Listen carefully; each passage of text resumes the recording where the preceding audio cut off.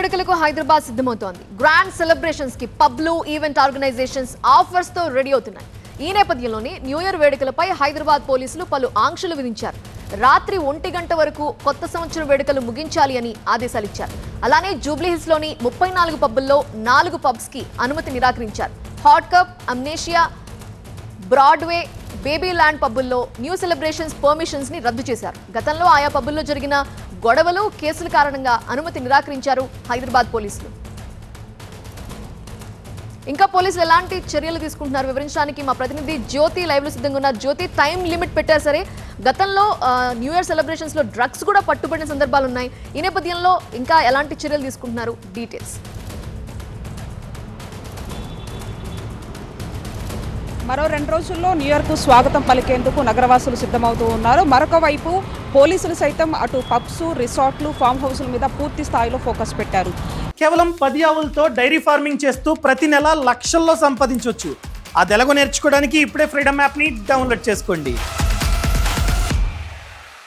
ఈ యొక్క న్యూ ఇయర్ని మాత్రం చాలా సేఫ్గా సెలబ్రేట్ చేసుకోవాలి. అంతేకాకుండా ఎక్కడ డ్రగ్స్ పట్టుబడినా లేదంటే రూల్స్ అతిక్రమించి కనుక ఈ న్యూ ఇయర్ సెలబ్రేషన్స్ జరిగితే వాళ్ళ మీద కఠినమైనటువంటి చర్యలు తీసుకుంటామంటూ కూడా తెలంగాణ రాష్ట్ర డీజీపీ ప్రెస్ మీట్ ద్వారా ఆయన వివరాలను కూడా వెల్లడించడం జరిగింది. అయితే సెలబ్రేషన్స్లో భాగంగా 1 గంట తర్వాత ఎవరైనా సెలబ్రేషన్స్ చేసుకున్నా వాటి అది పర్టికులర్గా పబ్స్ కానీ, రిసార్ట్స్ కానీ, ఫామ్ హౌస్లు కనుక ఆ టైం దాటి కనుక సెలబ్రేషన్ చేసుకుంటే వాళ్ళ మీద కూడా కఠిన చర్యలు తీసుకుంటామని చెప్తున్నారు. ప్రధానంగా నాన్ డ్యూటీ ప్లేడ్ లిక్కర్కి సంబంధించి, అంతేకాకుండా డ్రగ్స్కి సంబంధించి మాత్రం పూర్తి స్థాయిలో ఫోకస్ పెట్టారు. ఇప్పటికే ఆయా పబ్బుల్లో, ఫామ్ హౌస్ల్లో, రిసార్ట్స్లో కూడా తనిఖీలు చేశారు. జూబ్లీహిల్స్లో ఉన్నటువంటి 34 పబ్బులకు సంబంధించి రైడ్స్ నిర్వహించినటువంటి పోలీసులు దాదాపుగా 4 పబ్బులకు సంబంధించి అనుమతిని నిరాకరించింది. ఎందుకంటే అమ్నేషియా లాంటి పబ్బుల్లో కూడా గతంలో చూసాం, ఒక మైనర్ గర్ల్కి సంబంధించినటువంటి ఇన్సిడెంట్ కూడా చోటు చేసుకుంది. ఈ విధంగా ఆ గతంలో ఉన్నటువంటి కేసుల ఆధారంగా కూడా అనుమతిని నిరాకరించినట్టుగా తెలుస్తుంది. అంతేకాకుండా మైనర్లు ఎవరినైనా లోపలికి పంపించినా తర్వాత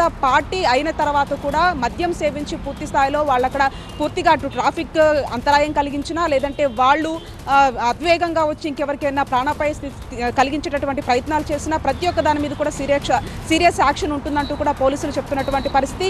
పూర్తి స్థాయిలో ఇప్పటికే ఎవరైతే రెగ్యులర్గా పబ్బులకు వెళ్ళేటటువంటి వాళ్ళు ఉంటారో వాళ్ళ మీద కూడా నిఘాను ఉంచారు.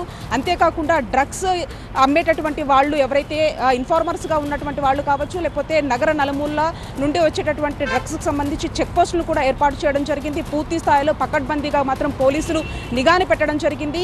ఈ న్యూ ఇయర్ సెలబ్రేషన్స్ మాత్రం అందరూ సంతోషంగా సెలబ్రేట్ చేసుకోవాలి, ఎక్కడ ఎటువంటి అవాంఛనీయ ఘటనలు జరగకుండా ఉండాలి. అంతేకాకుండా పూర్తి స్థాయిలో ఇటు పబ్స్ మీద కావచ్చు, ఇటు ఫామ్ హౌస్లు, రిసార్ట్ల మీద పూర్తి స్థాయిలో ఫోకస్ పెట్టారు. డ్రగ్స్కి సంబంధించి మాత్రం ఎక్కడికెక్కడ కూడా కట్టుదిట్టమైనటువంటి భద్రతను ఏర్పాటు చేసి ఇప్పటికే తనిఖీలు చేస్తున్నారు.